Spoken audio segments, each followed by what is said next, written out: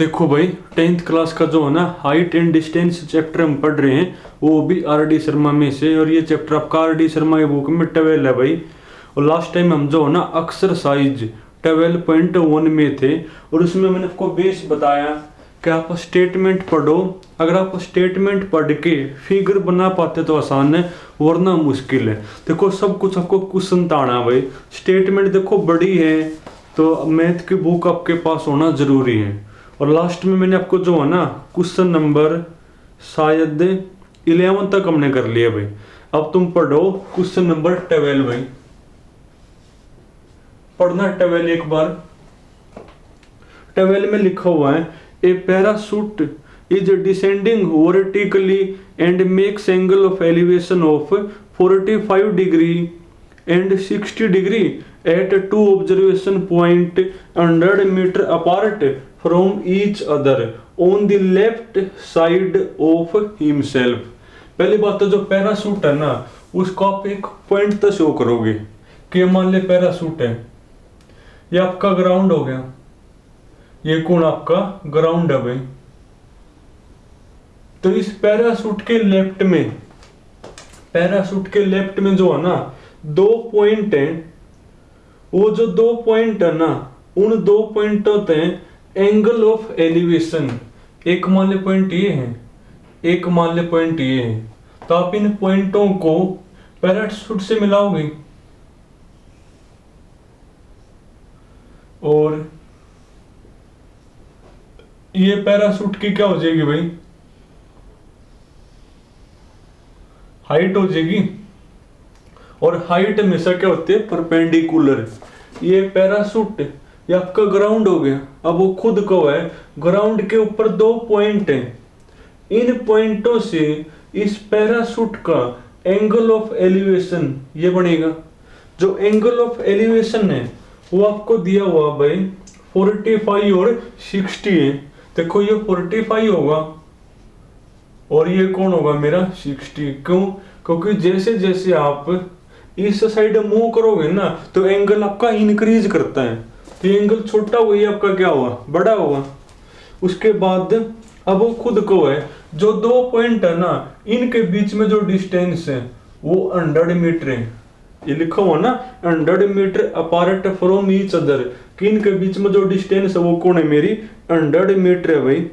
उसके बाद find the maximum height from which he fall. तो आपने जो है ना पैराशूट की ग्राउंड से क्या बतानी है, हाइट आपने बतानी है।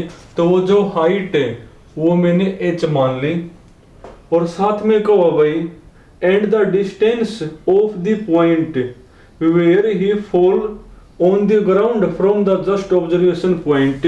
और साथ में वो ये भी कहो है कि जब आपका ये पैराशूट ग्राउंड के ऊपर गिरेगा, यहीं पर गिरेगा, तो उस पॉइंट की, वो जो पॉइंट है ना, उस पॉइंट की आपने क्या बताना है, डिस्टेंस। कहां से भाई, जस्ट ऑब्जर्वेशन पॉइंट। तो आपने उसकी जस्ट ऑब्जर्वेशन जो पॉइंट है ना, उससे आपने उसकी डिस्टेंस भी बतानी है, यानी आपने ये डिस्टेंस भी बतानी है। एक तो पैराशूट के ग्राउंड का हाइट बतानी है, एक वो पैराशूट अगर फॉल करेगा तो यहीं पर फॉल करेगा, तो जहां पर फॉल करेगा ना उसकी ऑब्जर्वेशन पॉइंट तो आपने डिस्टेंस भी, यानी एक ये डिस्टेंस भी आपने बतानी है। तो सीधी सी बात माननी पड़ेगी। तो मान लो भाई, तो हाइट h और इन दोनों के बीच में जो डिस्टेंस है वो x मान ली। तो लेट a, ये b, ये c और ये d भाई। तो पेपर में लिखोगे let AD is equal to h be the, बल्कि आप देख देख कर पूरा लिखोगे पेपर में। तो let AD equal to h be the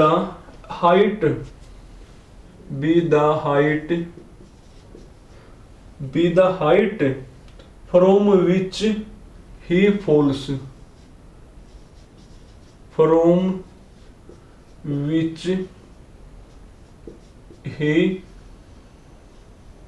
भी। और साथ में CD मैंने क्या मानी है, and let CD is equal to x be the, लिख दो देख देख कर ना भाई, be the distance of the point, be the distance of the point where a fall on the ground from the just observation point. पूरा लिख दी हुई। अब हमने h और x की वैल्यू बतानी है।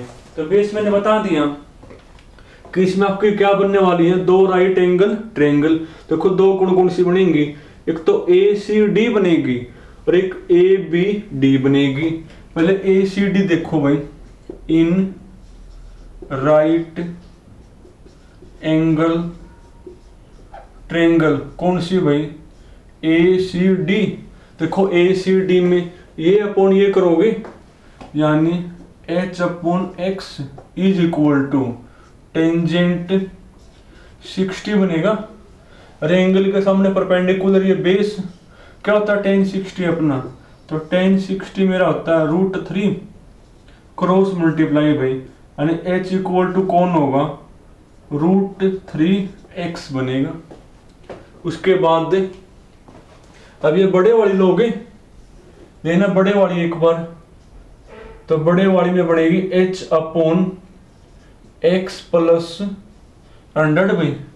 बड़े वाली में क्या बनेगी h अपॉन x प्लस, ये पूरी लोगे h अपॉन x प्लस 100, तो वही टेंजेंट और एंगल है 45, यानी टेंजेंट 45, तो h अपॉन x प्लस 100 और टेंजेंट 45 भाई 1 होता है।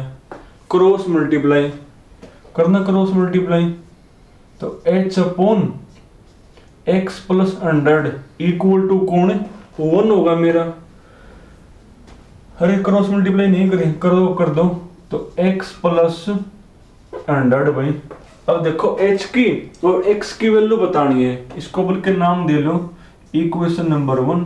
ये h की वैल्यू यहाँ लिखो तो x आ जाएगा, और फिर x की यहाँ लिखोगे तो h आ जाएगा। लिखोगे put the value of h, put the value of h from equation 1, तो इक्वेशन 1 तक करो पुट एक बार, क्या बनेगी, तो h की वैल्यू √3x है ना, तो √3x is equal to x plus 100। अब x वाले एक तरफ बाकी एक तरफ भाई, ले आओ x को इस साइड, तो √3x माइनस में x is equal to 100, x common भाई, तो √3 माइनस 1 इज इक्वल टू 100, तो x इक्वल टू कौन होगा 100 अपॉन में कौन √3 माइनस में 1। अब देखो डिवाइड में रूट आ गया और एक से ज्यादा टर्म है तो क्या करोगे, रैशनलाइज कैसे करोगे, जो बीच में साइन है उसको पलटकर है ऊपर भी और नीचे भी मल्टीप्लाई, नीचे हमेशा a माइनस बी और a प्लस बी की फॉर्म बनेगी, तो x इक्वल टू हो गया 100 इंटू में कौन √3 plus 1, a minus b into a plus b, तो a square minus b square, √3 का स्क्वेयर 3 माइनस में 1 यानी 2 हो गया। 2 की यहाँ करो मल्टीप्लाई, तो 50 भाई, यानी x इक्वल टू 50 इंटू में कौन √3 प्लस 1। पर RD शर्मा की बुक में जो है ना, इस √3 की वैल्यू को रखे पुट, क्या √3 की वैल्यू 1.732, तो लिखो यहाँ 1.732 प्लस 1, तो 2.732। अब 2.732 की और 50 की करोगे मल्टीप्लाई, करना एक बार, 2.732 इंटू में कौन 50, तो ये x की वैल्यू बनेगी भाई 136.6 हो जाएगी, 136.6 होगी मेरी। और साथ में कहो है h की वैल्यू बतानी है ना, तो x की यहाँ करो पुट, तो h की आ जाएगी। लिखोगे put the value of x in equation first, करना फर्स्ट में पुट, तो h की वैल्यू बनेगी तो √3 इंटू में कौन 136.6, √3 की वैल्यू भाई 1.732 इंटू 136.6।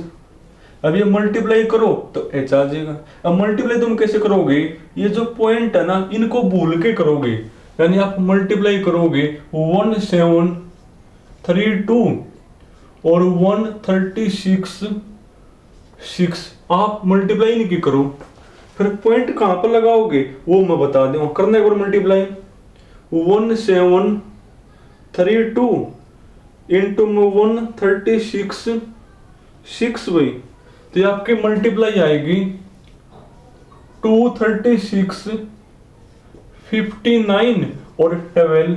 अब पॉइंट कहां पर लगाओगे, 1 2 3 4, देखो पॉइंट के बाद 1 या पॉइंट के बाद 3 तो सम यानी 4 के बाद लगेगी, तो 236.5 आ गया। तो कौन होगा मेरा, तो 236.5।